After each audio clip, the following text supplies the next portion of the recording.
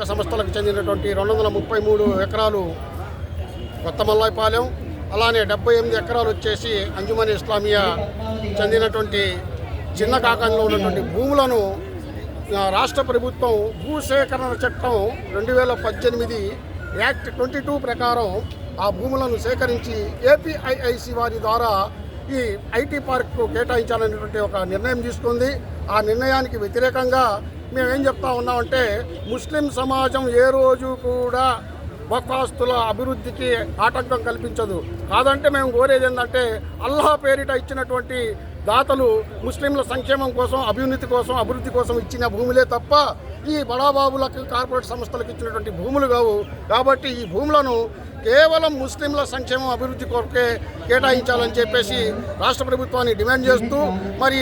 ఈ భూసేకరణ చట్టం ద్వారా ఈ భూమిని సేకరించడాన్ని ఖండిస్తూ, వక్ఫ్ చట్టం ఏదైతే ఉందో సెంట్రల్ యాక్టు, దానికి అపహాస్య పాలు చేస్తూ రాష్ట్ర ప్రభుత్వం భూసేకరణ చేపట్టడాన్ని మేము పూర్తిగా దాన్ని ఖండిస్తూ